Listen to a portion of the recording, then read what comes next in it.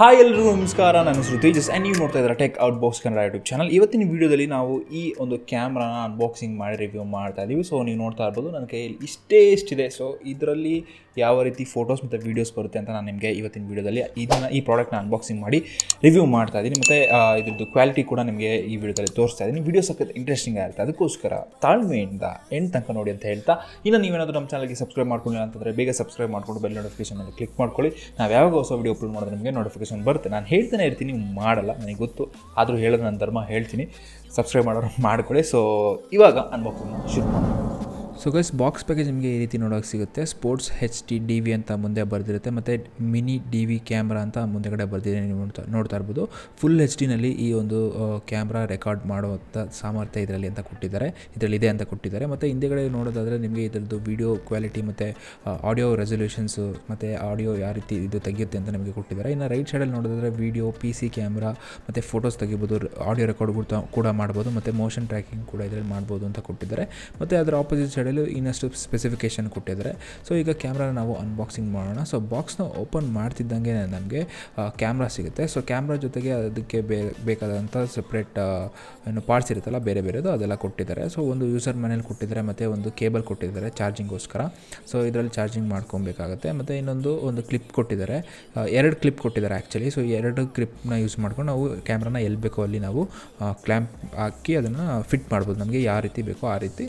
So ಇವಾಗ ನಾವು ಕ್ಯಾಮ್ರಾನ unboxing ಮಾಡಿ ನೋಡೋಣ.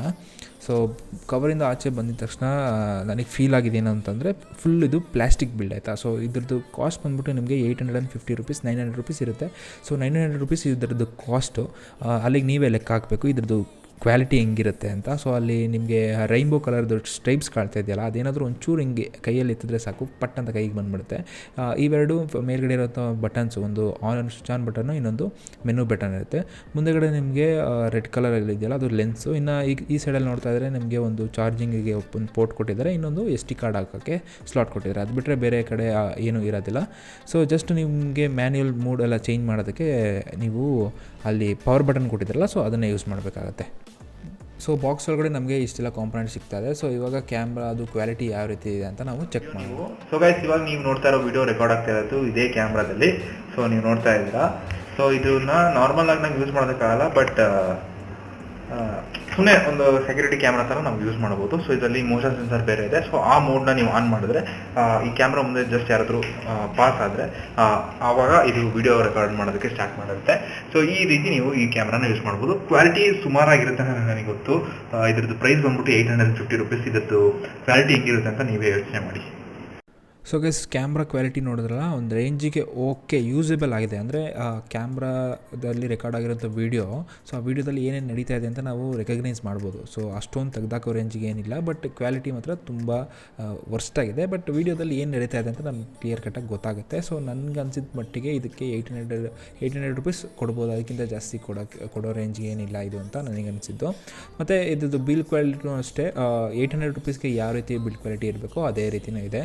ಮತ್ತು ನೀವು ಮೂಡ್ಸ್ನ ಚೇಂಜ್ ಮಾಡೋದಕ್ಕೆ ಮೇಲ್ಗಡೆ M ಅಂತ ಬಟನ್ ಇತ್ತಲ್ಲ, ನಾನು ಅವಾಗಲೂ ತೋರಿಸಿದ್ನಲ್ಲ. ಸೊ ಆ ಬಟನ್ನ 3 ಟೈಮ್ ಪ್ರೆಸ್ ಮಾಡಿದ್ರೆ ನೀವು ಫೋಟೋ ಮತ್ತು ವಿಡಿಯೋಗೆ ಇದರಲ್ಲಿ ಚೇಂಜ್ ಮಾಡ್ಕೊಬೋದು.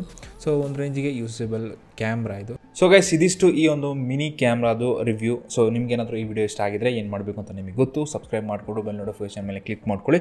ಸೊ ಮುಂದಿನ ವಿಡಿಯೋದಲ್ಲಿ ಸಿಗ್ತೀನಿ. ಆಯ್ತು, ಹಂಗೆ ಬರೋಣ. ಬಾಯ್ ಬಾಯ್.